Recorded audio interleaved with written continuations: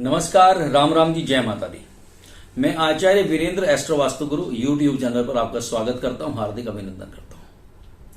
आज की इस वीडियो में प्रयास करूंगा आपको जानकारी देने का कि भगवान गणपति को दुर्वा ये क्यों चढ़ाई जाती है, भगवान गणपति को मोदक यानी लड्डू का भोग क्यों लगाया जाता है। वीडियो को अंत तक जरूर देखिएगा और अगर आपने हमारा चैनल अभी तक सब्सक्राइब नहीं किया है तो सब्सक्राइब जरूर कीजिएगा।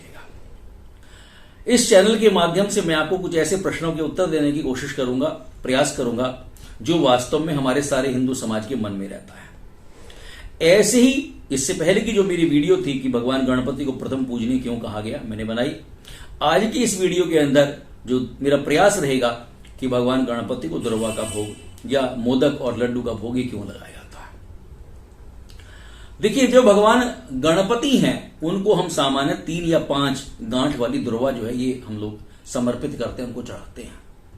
और दुर्वा क्या है, वास्तव में एक प्रकार की घास होती है जिसको हम दुर्वा कहते हैं, यह भगवान को चढ़ाया जाता है। और भगवान गणपति को दुर्वा चढ़ाने का शास्त्रों के अंदर जो है ये बड़ा महत्व ये बताया गया है। और पुराण में एक कथा का उल्लेख मिलता है। जब हम शास्त्र पढ़ते हैं, पुराण पढ़ते हैं तो उसमें कथा आती है कि एक समय जो है ये पृथ्वी पर एक राक्षस था और उस राक्षस का नाम था अनलासुर। अनल वास्तव में अग्नि को कहते हैं। उसका तेज, उसका स्वरूप जो था वो बड़ा भयंकर अग्नि के समान था। सारी सृष्टि को जलाने का वह जो है उसके पास सामर्थ्य था। कोई भी देवता उससे कभी जीत नहीं पाते थे। देवताओं के साथ उसने कई बार युद्ध किया और हर बार उसने देवताओं को हरा दिया। केवल पृथ्वी नहीं, स्वर्ग में भी और पाताल के अंदर भी लोग उससे बहुत परेशान थे। जैसा नाम मैंने बताया, अनलासुर, अग्नि के समान उसका तेज था और सबको वो जला करके भस्म कर देता था।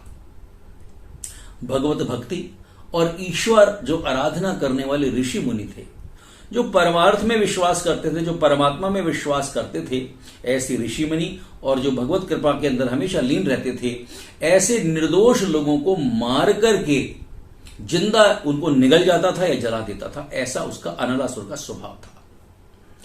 देवराज इंद्र ने भी कई बार अनलासुर से युद्ध किया, लेकिन वो हर बार उस युद्ध के अंदर हार जाते थे।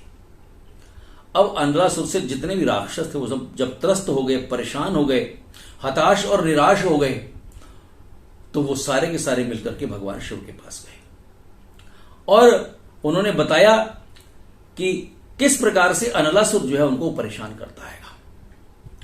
तो भगवान शिव ने कहा कि अनलासुर को केवल समाप्त जो है वो भगवान श्री गणपति जो है वो ही उसको समाप्त कर सकते हैं।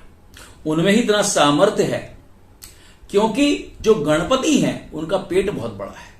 हम बोलते हैं वक्रतुंड महाकाय सूर्यकोटि समप्रभा।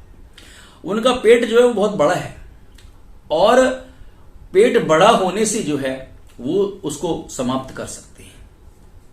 तो कैसे समाप्त होंगे? उन्होंने बताया है कि गणपति जो है वो अनलासुर को ऐसे के ऐसे पूरे शरीर ही अपने पेट के अंदर मुख के द्वारा अपने पेट में ले जा सकते हैं। तो गणेश जी ने क्या किया, अनलासुर का जो पीछा किया और उसको निगल गए। जैसे हम दवाई निगल जाते हैं पानी के साथ में, ऐसे ही भगवान गणपति जो थे अनलासुर को वो निगल गए।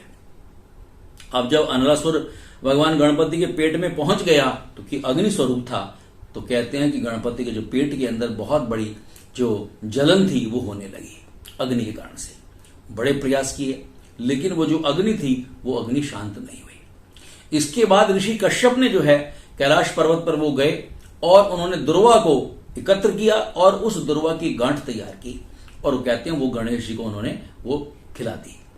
और उस दुर्वा को खाने के बाद से जो है भगवान गणपति के जो पेट की ज्वाला थी, जो अग्नि थी, वो शांत हो गई। तो दुर्वा के चटाने से वास्तव में कहते हैं विद्या, बुद्धि, ज्ञान, मेधावी, और कहते हैं जो भगवान गणपति को ये सारी चीजें चढ़ाता है, दुर्वा चढ़ाता है, उसको विद्या की प्राप्ति, उसको बुद्धि की प्राप्ति, उसको ज्ञान की प्राप्ति, वो मेधावी यानी इंटेलिजेंट हो जाता है और हमेशा उसके वो कहते हैं कुबेर के समान धनी हो जाता है, उसको अथाह धन की प्राप्ति होती है। ऐसा हमारे यहां पर कहा गया है। और गणपति को, ये तो थी दुर्वा की बात। अब कहते हैं मोदक। देखिए मोद का शब्द, मोद शब्द का, और देखिए हमारे यहां पर महाराष्ट्र के अंदर जो परंपरा है वहां पर भगवान गणपति को जो है वो मोदक अर्पित किया जाता है। मोदक शब्द का अर्थ क्या है? मोद कहते हैं आनंद को, और का अर्थ होता है अंश, यानी आनंद का अंश। तो मोदक जो है, जब आप कभी उसको हाथ में पकड़ते हैं उस मोदक को, तो आपको असीम प्रसाद रूपी जो मोदक है उसमें उसको हाथ में लेने पर हमें असीम आनंद की प्राप्ति होती है।